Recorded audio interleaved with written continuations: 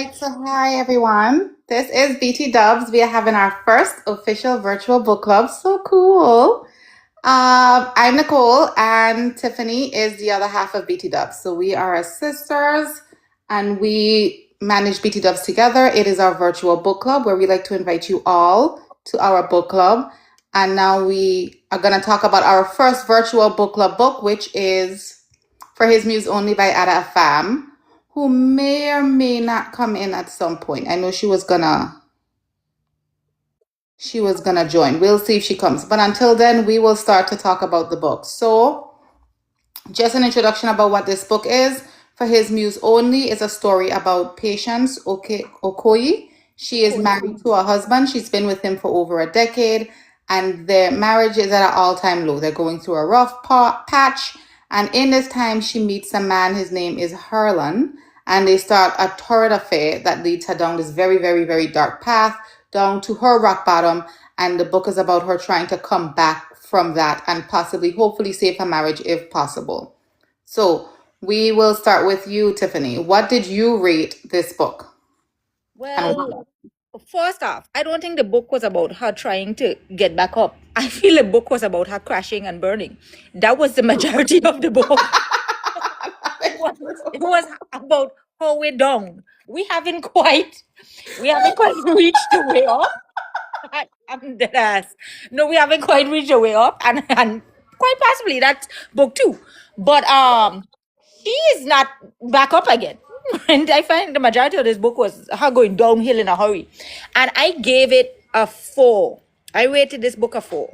I gave it a 4 because um I was interested the entire ride. I was interested from the beginning with her being with her husband for that length of time. It got me right away. The issues they were having, while I can't relate to those specific issues personally, the issues were issuing. I could understand them. Um, so that was really cool for me. And then the whole affair, I was like, yeah, I'm into it. So I gave it a 4 because I was interested the entire time. There was no time that I could have really like put it down and say, well, I'm never going back kind of way. I wanted to see what was going to happen, and that's enough for a 4 for me. That is actually really true. I agree with that aspect. And just FYI, this is a book club. So we will, oh, Ada is here. Let me invite her in. So we will be having spoilers. So if you haven't read the book or you plan to read the book, this is not the book club for you because we will talk about the book fully. Hi, Ada. Hi. Hey. Hello. I'm happy I made it. I wanted to make sure I didn't miss the link. So happy to be here.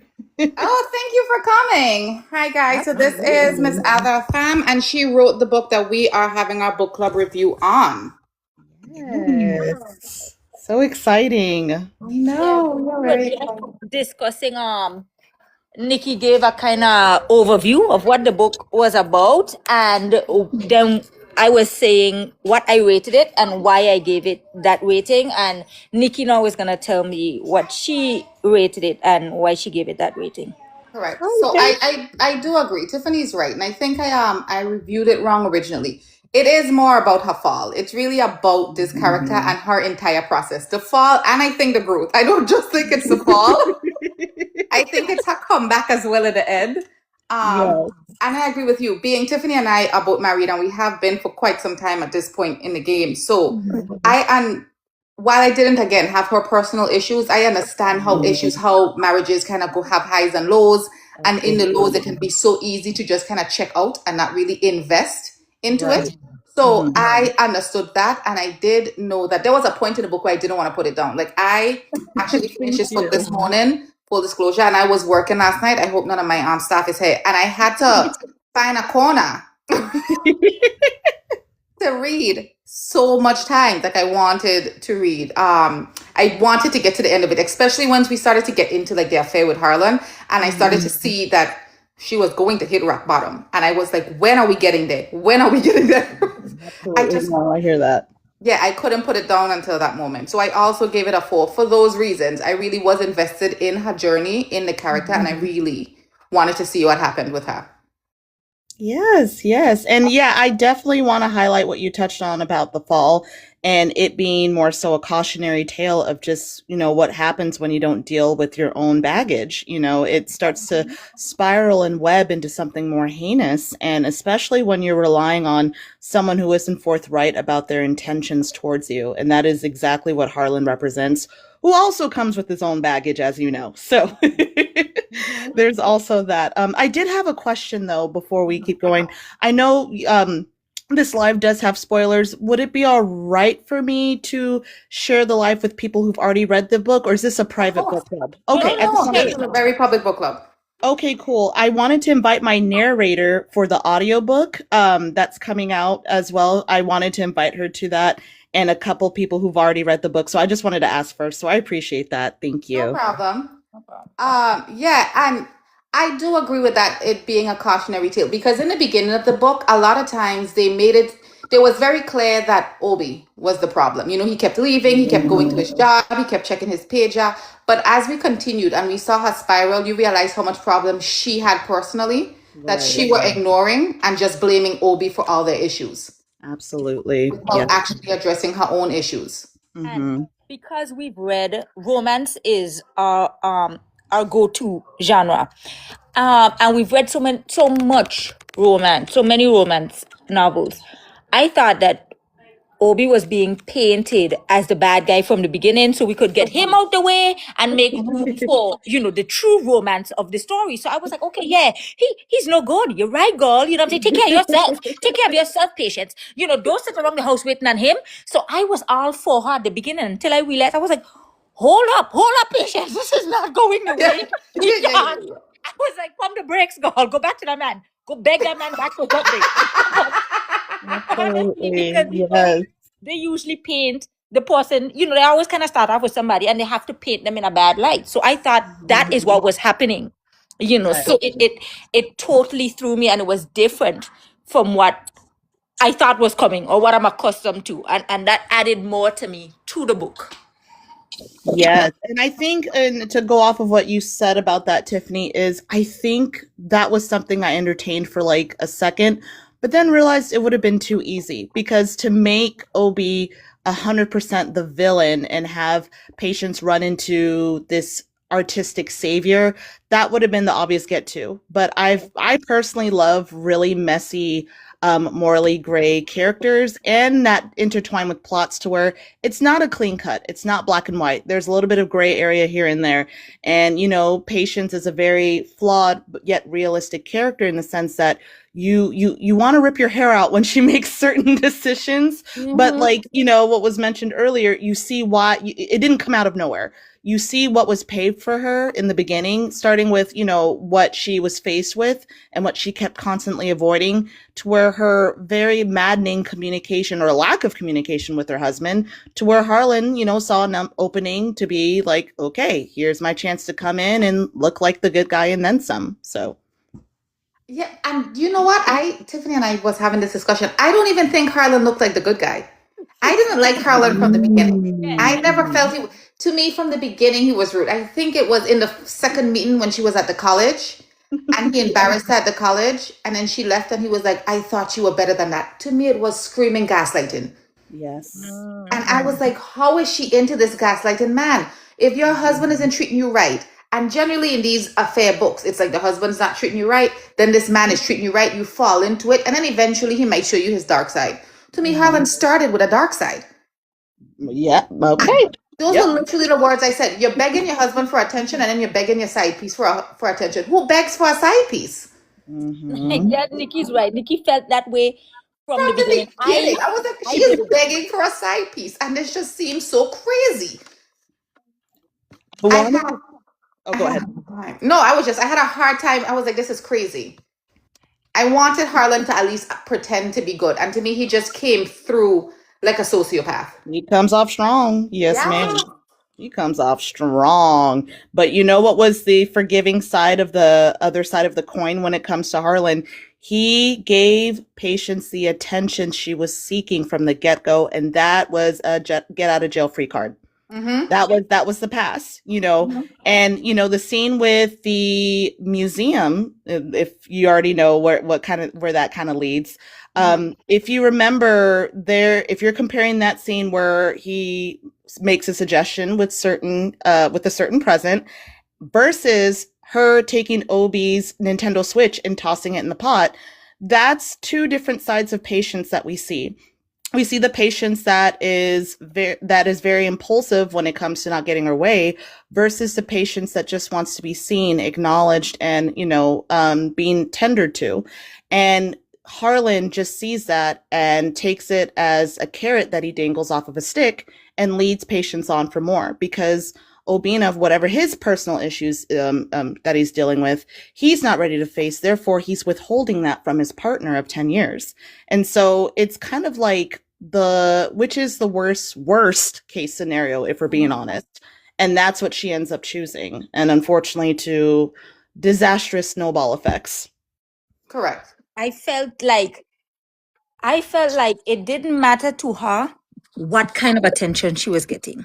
She just wanted that attention Correct. so badly, so badly. And this is where me and Nikki in our personal lives differ so much. And that's why I didn't see Harlan at the beginning as trash. From the very beginning, Nikki was like, "You gotta be kidding me. No way, no way. If I'm leaving my husband, I'm stepping up. I'm not going to somebody and stepping down." And I at the beginning could have related to her because she just wanted any kind of attention. And the fact that she could have called this man, that this man made her feel wanted, even in this psycho way, this possessive way, it was enough for her. And she wasn't seeing clearly. She so badly wanted that greener grass. So badly. She was willing to do, just about anything at that point. And it took her all of those months to really clear the fog and realize what was happening. Yeah, absolutely. Oh yes, sorry. Continue. Oh, I was just saying, and that's where I also wanted to bring in the play. And by the way, my narrator is here. Aisha in the comments, she's the narrator of the audiobook for his muse only that's dropping. So I just wanted to give a shout out there. She plays Patience, and I was funny kind of getting in her experience about how she met Patience along the way. And it's more so the cautionary tale of someone who is not a victim of, I guess, traditional standards. And I say that in the sense of she does do a lot of things that some readers would kind of see that she brought upon herself. But at the same time, it's tragic because she's someone who is clearly going through a lot of, I guess, self-loathing. And with what she's kind of coming into play with her mother, the relationship with her mother kind of does have a hand in how she goes about making the choices that she makes. Her mother also comes off strong, as you remember, and paints a picture of, let's be real, your husband can do a lot better than you, so you need to get it together. And this whole I am not enough mentality that kind of carries Patience throughout, not just her personal life, even through work, it does kind of set the tone of feeling as though she's tied to this very invasive person. And when she starts to see the red flags, she no longer ignores them. She embraces them because it's what she feels that she deserves. So self-loathing is something that is a theme that continuously pops up in this book, to where, you think the constant question of, well, why doesn't she just leave? Why doesn't she just dip out? It's not always simple. There's a million and one reasons why, unfortunately, these relationships, fester on your mental health and physical health and safety. It's never that simple. And there's always so much to unpack when it comes to psychological thrillers and these very parasitic relationships that just kind of wear you down to a nub. And with Patience, there's just, when you read it over again, the whole context of what I wanted for this book is for someone to find something new that they didn't find on the first and even second read. Okay. I mean, I see that her relationship, even on the wedding day, the mother was crazy. But Tiffany made a point when we was talking about it, how it, especially in a lot of these African cultures, you don't just marry the man, you marry the family. And his mother was so embracing. So it Yes. was so sad that she never went to his mother. Obviously, she couldn't go to hers. Hers was clearly not supportive, at least until the end. But she didn't even feel comfortable going to his mother, who showed her grace even in the separation. Mm-hmm. She was just a very, very sweet woman. And I'm excited in book 2 to read about how that relationship developed, because it ends with book 1 and you don't really see it. No. But I have to assume that something was rebuilt there if she and the husband stayed together. Absolutely. Because she Yes. just seemed like a very caring woman. But caring woman or not, you hurt my son, and That's my baby. you tend to see a whole different side of a person. So I was interested in that part. I did think that was it was interesting to see that she never even went to the mother for help when she was clearly struggling and clearly looking for a family, looking for her people. She talked a lot in the beginning about her husband had her friends and she had no friends. But she also pushed her friends away. Like, she was clearly dealing with this depression and not dealing with it well. And Exactly. it's hidden in the beginning, but as the book continues, you realize that really is what led to everything. That is what led to her thinking Harlan was the way out, because she was looking for something that she really needed to fix within. Yes. And I want to touch up on Naisa for a second. I'm really glad you brought her up. Naisa was someone who I had in mind as just a little, just a golden refuge, because, I understand that my books are heavy and they do require breaks. They do require a bit of reflection because of the heavy things in the book. That's why Naisa was very necessary as not just a slight comic relief, but as someone to look into as, just a reminder why friendships are important.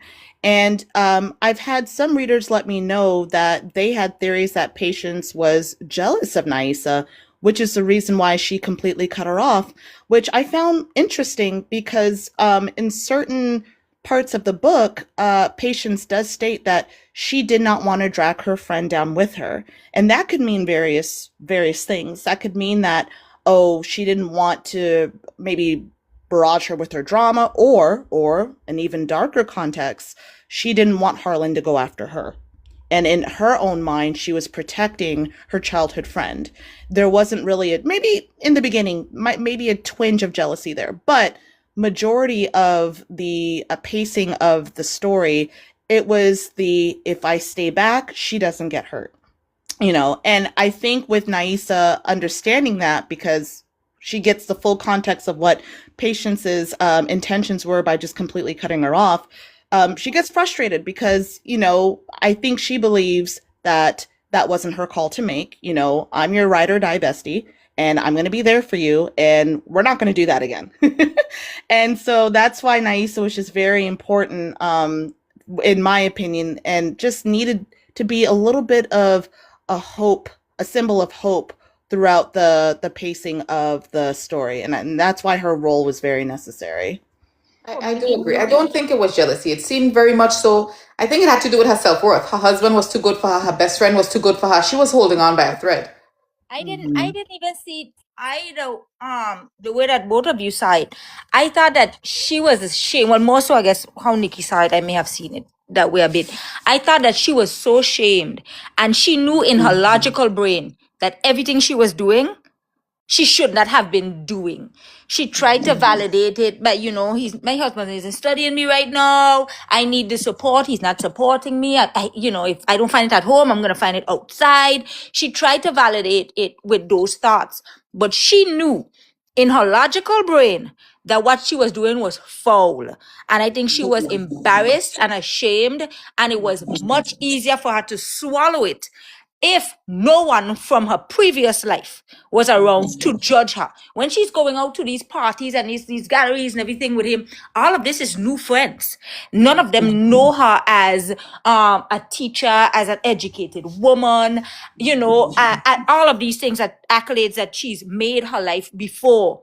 They just know her as his girlfriend, and she got to be totally free, and not even just free, but she got to play a role. She got to play a role. And if she had brought someone from her past life, a friend or someone, she would not have been able to slip into that role as easily. And that's why she just Yes, left her friend, she left everyone behind. absolutely. And it leads us into who is our favorite characters, and who we usually do this: favorite characters and least favorite characters. And my least favorite character is Patient's mom. Patient, not even Harlan. Harlan is a piece of garbage, but he has mental issues. This man is sick.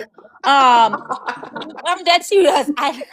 This man is sick, and it could be the teacher in me that when people have mental issues, that there's some grace that we must give them. They can't help themselves. He truly feels like he is madly in love with her, and the stuff that he's doing, he almost feels compelled to do them. We on the outside can see that he's sick, but in his mind, he's not seeing it as clear. But her mother, nothing is mentally wrong with this woman aside from the fact that she's a bitch, right? She's an awful mother. She's an awful person. Not just mother. She's an awful person, because you don't have to be Patient's mom to see somebody and to see what's going on there and say, well, you're lucky that man choose you. Like, who says that? Who says that? And what says to your daughter? Then who did you raise? If somebody, like, she added to the mental breakdown that Patience had as well. She was no supporting factor. And I think that my favorite character is Priya. Yeah. Oh my Yeah, god. yeah, Oh, do tell, please. I'm for Priya because Priya, while she had a small role, I think her role was so important. She was the backbone for Obi, right? And Patience had this jealousy about her, I could see why she would have had it. I think any woman could see it. Anybody could see it. He's there with her so many hours, 13 hours a day. He's working with her. You know that she's well educated. You know that they have an interest, similar interest and everything else. But Priya was making no jokes. Obi is my friend, and I respect you because you are who he chooses to be with. But there's no competition. Obi is number one for me. And it shows that she's not just a faithful friend, but she's a good person, because she didn't know it was Obi's woman in there, cock up in the damn Facts. closet. Closet. In a broom closet. In the damn room closet. She didn't know. She didn't know that was pretty much her sister-in-law in the turn up, screaming on the place. She just was trying to help another woman who she thought, and she stood outside. And to me, that shows character in Priya. She stood outside to help. Now, when she saw it was her, she was like, well, you trifling bitch, right? And then she tell her, listen, she didn't make no jokes with her.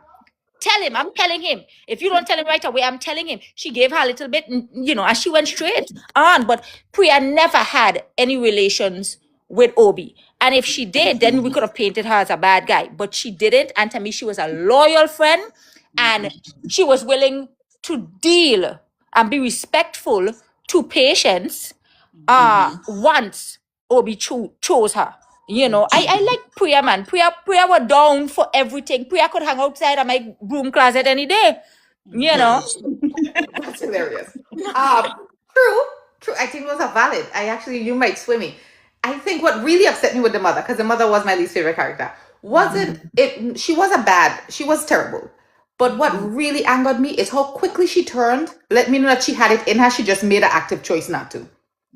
Because they had one tough conversation. Like, she yelled at her on the phone, when I was a child, you told me I was nothing. And the mother's like, but I love you. I'm sorry. And I'm thinking, wait.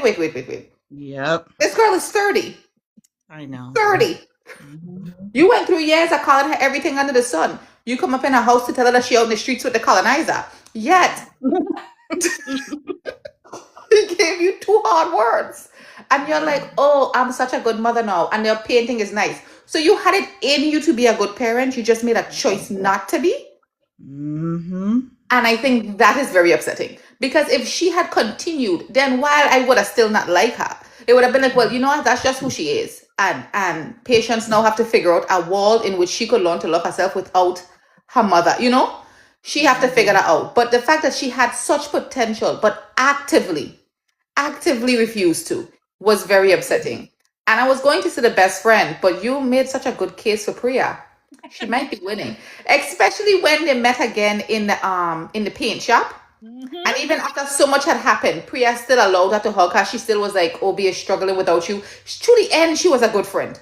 Exactly. And Exactly. she was a good friend. You sold me on Priya. Yeah, because trust me, if I had seen my best friend man who he done cheat on her and my best friend struggling, for months at this time, can't get over this marriage, and I saw you in the paint store, whatever it is, I was knocking you over your head. I wasn't trying to talk to you, like it was on site. We were gonna get into it. Priya still was like, listen, whatever I think about you, I am putting all of that aside for my friend. You know what I'm saying? I'm putting all of that aside for my friend. So I really like Priya. I agree. Did you have a favorite and not favorite character? So that's really hard to say because, as the author, you have certain directions you want your characters to go to. And mind you, the series is already done. All 3 books are done. So I know how the whole story pans out. So with that said, I think just to play it safe, I will just start by just saying patience. It was a lot of fun writing her character, just knowing and envisioning people's reaction to her. And I know with the certain things that she does, it's like, why? But then the fun part is really watching people like, you ladies kind of deconstruct why she does the things that she does. And it's kind of like a great analysis piece in character study. So yeah, I'm going to go with my main character, Patience, being my favorite character. And then for side characters, I love Kenji. Kenji was another character that had to happen. Kenji being the tattoo artist that was Harlan's friend in the beginning. Mm-hmm. And I stress in the beginning because there was a weird situation with that. When people were introduced to Kenji, when they first meet in the clubhouse, people weren't sure where his intentions were. They were thinking, oh, he's going to be another Harlan. And I didn't want that. That would have been too easy to do. I wanted Kenji to be a surprising relief and comfort to Patience, an ally, someone who did not want something from her sexually, or just someone who wanted to be friends with her and want her best interest. And of course, Harlan saw that as a threat. So that's why when they go to Taos again in the chapter Under His Influence, and when he shows concern, Kenji shows concern for Patience when that weird guy hits on her in the club, Harlan sees that as a threat and it's like, hey, no, that's not happening. She's with me. And what people don't realize is Harlan does come off as strong, but he's exceedingly insecure. Very insecure. It's like, it's not even funny. And Kenji's another good-looking young guy in his 20s who can make an impression as well. And when he sees that happening, that's when he tries to nip it in the bud. But what he doesn't understand is that Kenji doesn't have to try as hard. And when Kenji is just himself, being charming, being funny, who doesn't have this weird predatory nature towards women, he's a lot more inviting and likable to readers who approach him for the first time. And so that's why Kenji is another Naisa piece where he's a supporting character who wants the best for Patience. And that's why he's also one of my favorite characters as well. And Obi is also mine, but I will say out of all my characters, he was the hardest to write. Just because I had to do a lot of study of what it meant to write a character who is struggling with obtaining masculinity and, being a Black man in America, trying to create a name for himself, and then dealing with all these preconceived notions of what that looks like. That alone took a lot of study to build such a character and make him believable and yet frustrating at the same time, just enough for the reader to get invested. Mm-hmm. Yeah, that leads us to us even talking about how did we feel about the interracial aspect of the relationship, and it was addressed very little in the book. With when Patient's mother, I think, talked about the colonizer and everything else, but she walked into rooms and it wasn't really addressed there, and her being of African descent, it's like that was an alarming difference. You didn't just cheat on your husband, but you cheat on your husband with, like her mother said, a colonizer for pizza. It's like, and then when you go into spaces, did you feel different because he would have been in different crowds that you would have been in, and you've immersed yourself into his environment, and we never got any sense of like how she felt about that, or if there was any feeling at all, because at one point they went to like what was the retreat or something like that. Camp Yes, Arnica Camp or Yeah, Arnica, yeah. yeah, exactly. And that's when the woman was trying to warn her. One of the exes was trying to give her a warning, and she was so up on her high horse, honey. She was telling that woman off. And I'm like, patience, pump your brakes, girl. Pump your brakes. In a few more chapters, you're gonna be choke off and thing. Pump your brakes. But she was on her high horse when the woman was trying to give her a heads up as to the kind of man he is. And it just he was so insecure. But how did you feel, Nikki, about the interracial aspect of it? Yes, that was definitely intentional.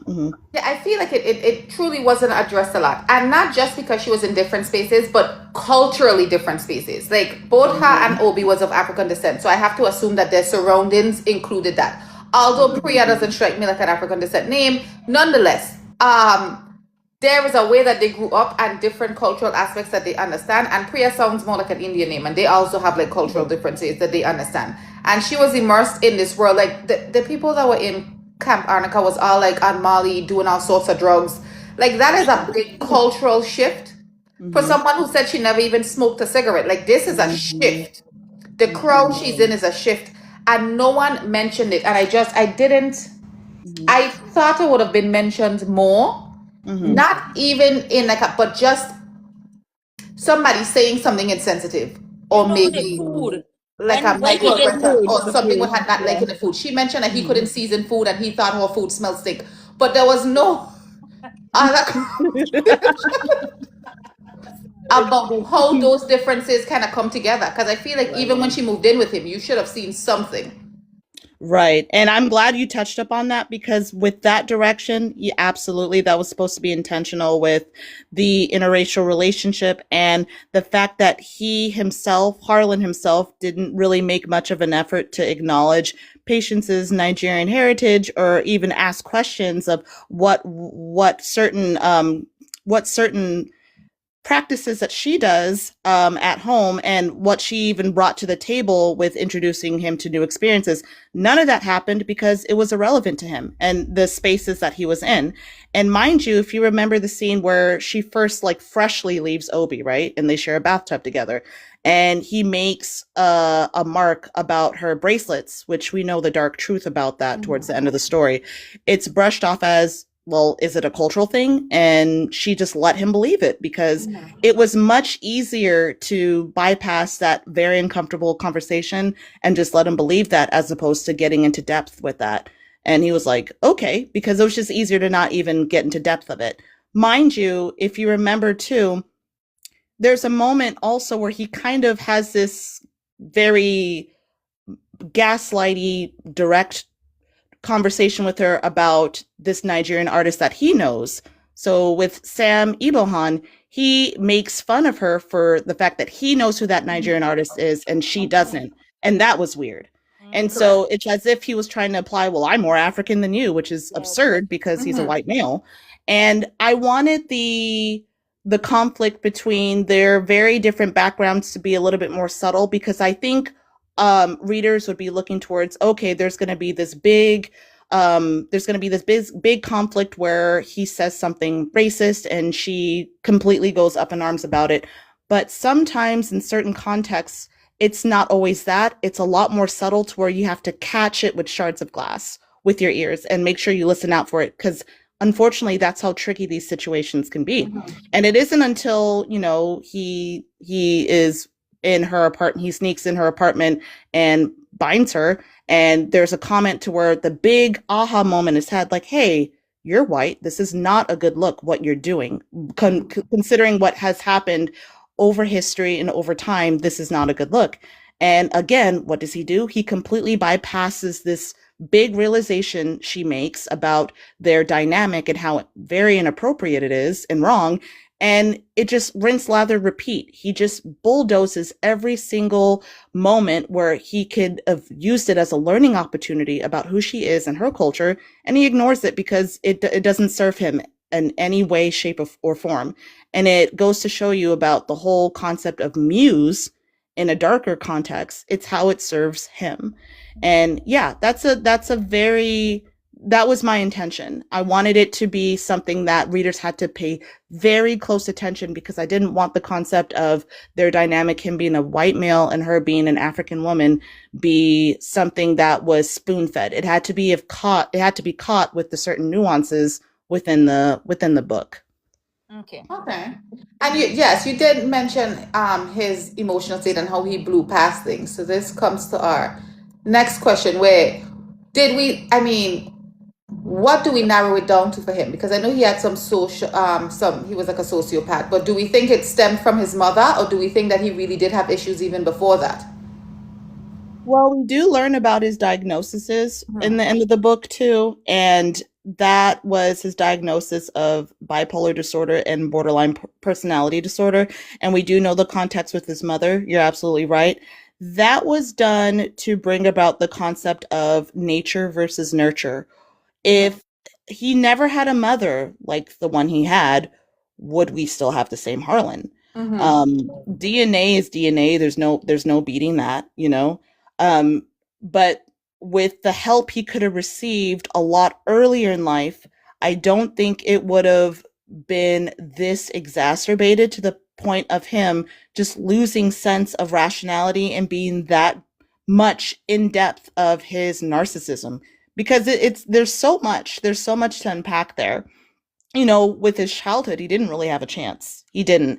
And with him being the antagonist of my book, I wanted it to be known that I didn't want him to be portrayed as some cartoon villain. I wanted him to be someone that people could do book studies on for like for as much as they can, to when they reread the series, they can find new things about Harlan and what made him the person he is today. And that being, he is someone who has dealt with fighting for his masculinity in his own way, you know, because Obina has his own way, he has his. And unfortunately, with the abuse he went through, he didn't have a lot of agency. So the tactics he went about in getting that agency back by inflicting it on women any way he saw fit was a very sad and dark attempt of reclaiming that, from what all of that he went through as a child, to where he had no say. And with the horrific things his mother put him through, what some readers told me they found completely nuts was that he doesn't fault her for it. He, in fact, applauds his mother for giving him the resources to make money, which Correct. is like, yeah. And I had a lot of people come to me and say, like Ada, like that's something else. Because then at that time, I think people would have understood like him expressing frustration of hating his mom, but I think in his own way, that's another form of him taking his masculinity back. Because he if he would have, you know, said, you know, yes, my mom did these things to me, and this is why I'm the way I am, and I can't stand myself, that would have been admitting that he didn't have agency, and that's something Harlan doesn't do. Harlan doesn't let people see those holes within himself. Instead, he makes up for it by saying, yeah, I mean, you know, but this is what I made out of it. This is the power I gained from it. He refuses to be a victim. And when he's seen as anything as that's when he starts to buckle up and double down about where he stands on that. I agree. And I feel like part of why, too, he didn't blame his mom is because his mom was better at the game than him. He loved the idea of having power over people. I think that played into his job as well. He would talk down to his students, and you know, you're not good enough, and you know, he didn't even want Patience to realize how good she was. He sold the painting and collected, you know, so much money and didn't tell her, right? And I think he knew that his mom had she wasn't gonna be played like that. She was better at this manipulation than him. And it just didn't make any sense. She already had one up on him, so he just let that one go. And like you said, he didn't want to admit that she done these things, so he tried to brush it off. But you saw his insecurities in everything He Yeah. did. It was ridiculous. The painting and speaking down to her, even though she was naturally much more talented Oh, than yes. he was, and nobody was buying his paintings. At one point, she was begging somebody to buy it for him, and it was sad because there's no way he would have been okay knowing that. It would have totally tripped him out. It, I don't know. Poor And I guy. think that was twofold. I think both of you were, well, very accurate. His it's clear his mother was better at the game, because even when Marsha talked about when the father met the mother and she loved the mother, and in the beginning, as she's describing the mother, it seems like the mother's a really good person and the son is the problem, right? She just has a sociopath as a son. And then as towards the end of the book, you realize, no, she herself probably had a couple of these Yep. diagnoses. Because she was not all there. Um, so he came up in a world that probably he saw this abuse from very young. So Yes. he was literally learning from the master and mirroring her. I don't know. I didn't take it as he thought she was better than him. I do think it was part of him. He didn't want to be a victim, because to be a victim is to not be a champion, essentially. Right. And he wanted to be the master of his own body. So it's not that she did anything to me, it's that I learned these skills from the best and I'm a better person. It was really, I did see it as him taking back his masculinity. And it was very sad. The saddest part is that he knew it. It's clear that even when he went to the treatment as a child, when he tried to, rape Marsha, Golly.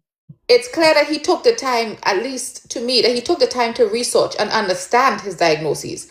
Because when she went to speak to him in the prison in the end, he was like, yeah, I shouldn't say these things. They look down on me. Like, you could tell that he had took the time to understand what he should do Right. without any concern about doing it, but just enough to know what he has to do to pretend. Yes. To Which, pretend. Yeah. which of course gets you excited for book two, because you know he's about to be in these streets, and Ah. the Sorry. level of crazy is still there. And he has no intentions of fixing it. Like, there's no attempt to fix the problems. It's very clear he's like, this is him. He's not trying to change. He must be dealt with. So yeah, I'm very excited to see where this thing goes. Which makes it a question, what do we think will come in book two? Because I know book two, I haven't read it yet. Tiffany hasn't read it yet either. So we have no spoilers for that for anybody watching. But I know it begins with him getting out of prison. And I assume coming for Greece, because he's talking like, this is my child. I wish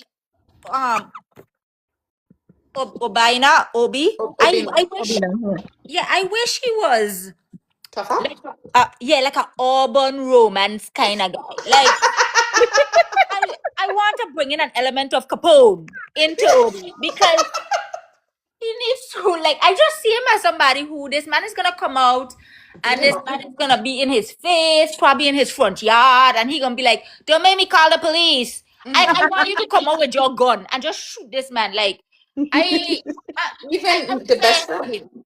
Even the Yeah. best friend talked about have a license to carry. I need Bernard to have a license to carry. I need you to. Yeah, Naisa does not play. Oh my goodness. I Oh. want him to be tougher because I fear for him. You know what I'm saying? To me, he's innocent in this whole thing. Patients came and brought this crazy ass man into their lives, disrupted things. They're walking through it towards the end of book one. He's accepted this child as best as he could, that isn't his, and that is going to be obvious that it isn't his, because they're two African people, for Pete's sake. Like, even if this child is darker skinned, there's no way that in any one they're gonna just be like, oh yeah, both of you are the parents. So he's already dealing with all of that. I don't want him to have to deal with anything else. I need him to, and I mean, I know it's already written, but I just want to like Lisa Capone in this man. Like, Capone. yeah, like, I want him to have some hoodness. I want to know that when Harlan comes out, he's not somebody that they're running from. Because in the whole book, I felt nervous for Patience. I was like, this man is so dangerous. You don't know what he can do. And I want to have that attitude about her husband. I want to be like, listen, Harlan, don't play around. That man is dangerous. You don't know what he can do. And it's like, we're not gonna get that He's a veterinarian. Like I could just imagine him with some glasses on and his slacks and stuff, and just all crazy back there. Like I just Yeah. And Tiffany, you made a point. You're talking about them trying to come back. Did you feel like Obina should have forgiven Patience? never. It is. See, okay, I'm gonna say no. Okay. Yes or no, I would say no, but that is because I don't think affair should be forgiven across the board.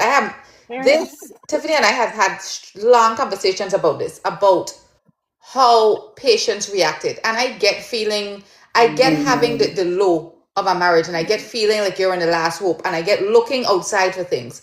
But I am very, very black and white about certain things, and I never think that affairs happen. Did she try to act like it? Look, I met him, and I just wasn't in my right mind. You're an adult. You were in your right mind. You walk up in a broom closet with a man, and you start having him lean you up on a wall was a way to be. And I don't have understanding for that. I do have understanding for Patience and what she was going through. Right. I just wish she had dealt with it differently. I wish she had left him. I wish she had said, this is enough, Obina. I can't take it. You're not here. Pack your bags and leave him. And you just reminded me. So that is something I wanted to touch upon, because I think the most scratch your head confused moment readers had was, Ada, why did you have Patience go to the closet with Harlan when Obina was finally giving her attention? Why? And I will answer why. When we had the chapter Night at Marcos, there was no sign that Obina and Patience had a conversation about the miscarriage. That didn't happen. All we got was, okay, time passed, and Obina finally has free time in his schedule. Let's go to the club. That's all we got. There was no closure.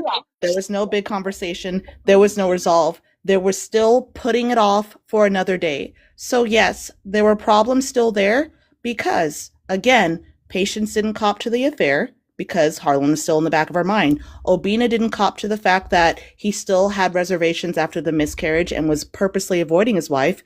Therefore, that was still in the back of his mind. So yes, when Harlan is physically there within the vicinity, old feelings would come up and avoidance would come up, and her still not dealing with her bullshit would still come up. So that is why, after all of that, they picked right up where they left off. And when I say that to my readers so that they understand that something like that came out of nowhere, not really, they still weren't dealing with the trauma that they kept purposely avoiding. The whole reason why Angela was hired, and yet Obina stopped going because he just couldn't deal with it. So, yeah, I did want to touch upon that because you did remind me. I was like, oh yeah, that was one thing that I wanted to kind of cover as to why she eventually just went in the broom closet with Harlan. Mind you, it is not justified by any means. That's just a classist avoidance of what Patience unfortunately does. Yeah, and to me that is the most disrespectful thing. That is where I can't deal in marriages, because you could leave me. I could logically know my husband wouldn't find me attractive anymore. He found someone else more attractive. We no longer get along. We don't have any more interest. Things have changed. We've changed, whatever the case is. And you leave me. As much as it hurt, we still have shown a level of respect for one another. This whole I love you till forever, the love could go. The respect has to remain. And the fact that she would be in a broom closet, cock up. And no, but that's what Nikki, she was cocked up. She was cocked up. And her man is 100 feet away, paying for a bottle service that you got the most expensive car. You were trying to show out. And you had no respect at that point. To me, she lost it on my end, because at first I was like, okay, paint her man bad so she could find this man. But at that point, you took it too far. It doesn't matter what is like. You have no respect for your husband, none. And I think if it was the other way around, we would have never wanted the woman to take back the man. We would have said, once a cheater, always a cheater. And she didn't even slip up there and say, oh, I had an affair and it just happened. She was gone for months. Yeah, She don't say packed up her something stuff. about It was done.